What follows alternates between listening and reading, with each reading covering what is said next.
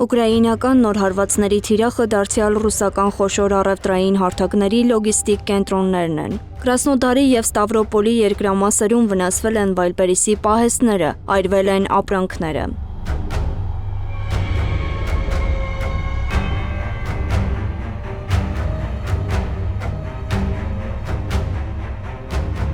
Մինչ ընկերությունը գնահատում է վնասները, հայ գործարարների համար գլխավոր հարցը մնում է նույնը։ Կփոխհատուցվեն արդյոք կորուստները։ Վայլբերիսը խոսում է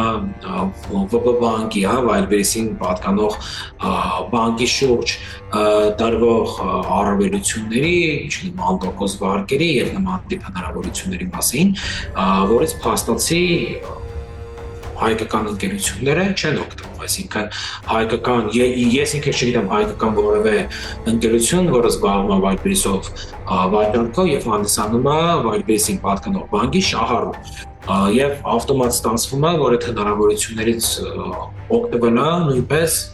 հեռու լինելու իրականությունից։ Սա արդեն հարձակումների երկրորդ ալիքն էր։ Մի քանի օր առաջ հարվածներ էին հասցրել նաև Տամբովի մարզի Կոտովսկիի եւ Մոսկվայի մարզի Էլեկտրոստալի լոգիստիկ համալիրներին, որտեղ ըստ մասնագետների պահվում էր Վայլբերիսի ապրանքների մոտ 60-ից 70%-ը։ Վերջին հարձակումների հետևանքով Կրասնոդարում եւ Նևիննոմիսկում վիրավորվել է 5 մարդ, իսկ հուլիսի 18-ի հարվածների զոհերի թիվը հասել է 8-ի, վիրավորներինը շուրջ 50-ի։ Վաճառողների մի մասը հայտնում է, որ ապրանքներն ամբողջությամբ այրվել են, մյուսների դեպքում վնասվել կամ մնացել անհասանելի։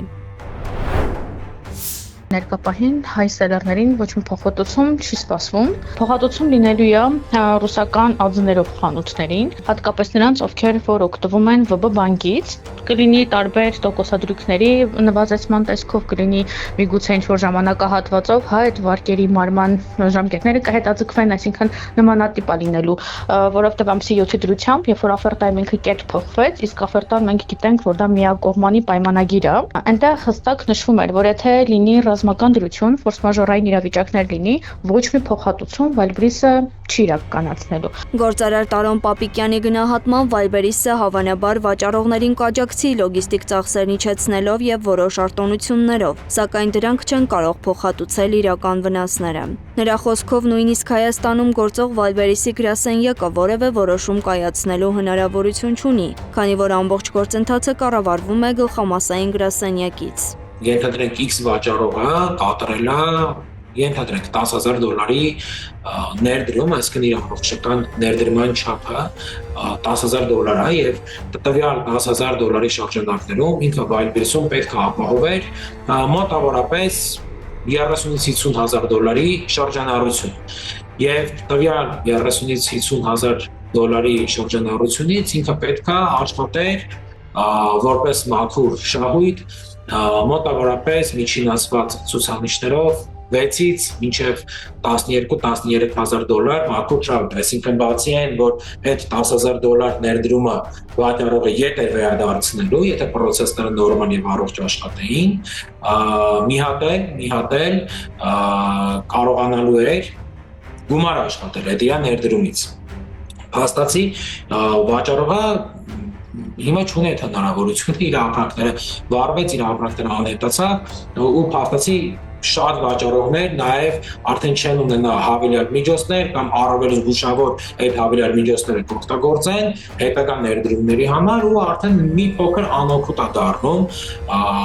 կատարել կոմիսիայի իջեցում կամ լոգիստիկ ծախսերի իջեցում, Միաժամանակ նա նշում է, որ ընկերությանը ամբողջությամբ մեղադրել չի կարելի, քանի որ ամբողջական փոխհատուցման դեպքում կփոխհատուցվեին նաև տարիներով չվաճառված ապրանքները։ Միայն էլեկտրոստալի պահեստում եղել է մոտավորապես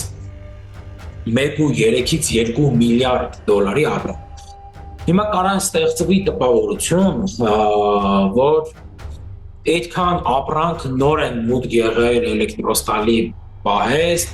եւ միանգամից ոչնչացել են։ Չէ, իրականում այդտեղ եղել են ահավոր շատ չսպառվող մնացորդներ։ Իսկ օրինակ Դոնարա Գրիգորյանը ապրանքներ ունի թե էլեկտրոստալի, թե Կրասնոդարի պահեստներում, որոնցից 2 խոշոր խմբականակ ամբողջությամբ այրվել է։ Նա այժմ փորձում է համախմբել Հայաստանի վաճառողներին, որպեսզի միասնական պահանջ ներկայացնեն եւ հասնեն գոնե մասնակի փոխհատուցման։ Շատ-շատերը այս պահին թե իմ ուսանողները, թե մնացած այս սելլերները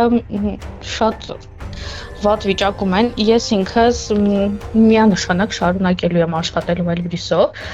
որովհետև ամեն դեպքում 2-3 պահեստով չի սահմանափակվում։ Ռուսաստանի ամբողջ դաշնությունով Wildberries-ը ունի 200-ից ավել սարսիռովոչնի ցենտրներ եւ լոգիստիկ կենտրոններ եւ պահեստներ։ Ես մեծ հույս ունեմ, որ գոնե Կրասնոդարով կվերջանա եւ այլևս ոչ մի պահեստի վտանգ չի սպառնա, որովհետև արդեն մյուս մեծ խմբականակը Չինաստանից գալիս է դեպի Ռուսաստանի դաշնություն։ Ուզեմ թե չուզեմ պետք է շարունակեմ աշխատել։ Wildberries-ի ղեկավար Տատյանա Կիմը հայտարարել է, որ վնասների ծավալները դեռ հաշվում են եւ քննարկվում են վաճառողներին աջակցելու հնարավոր տարբերակները, սակայն երաշխավորված փոխհատուցման մասին հայտարարություն առայժմ չկա։ Նմանատիպ ֆորս-մաժորային դրույթներ վերջին շրջանում ներառվել են նաեւ օզոնի պայմանագրերում։ Այս ամենը տեղի է ունենում այն ֆոնին, երբ վերջին ամիսներին Ռուսաստանը խստացրել էր նաև մաքսային ընթացակարգերը, ինչի հետևանքով ժամանակավորապես սահմանափակվել էր Հայաստանից Wildberries եւ օզոն նոր ապրանքների մուտքը։ Արդյունքում հայկական բիզնեսն այսօր միաժամանակ բախվում է եւ վարչական սահմանափակումների եւ պատերազմի հետևանքով առաջացած նոր տնտեսական ռիսկերի։ Անահիտ Սարգսյան, Գեղամ Ղազարյան, ABC Media։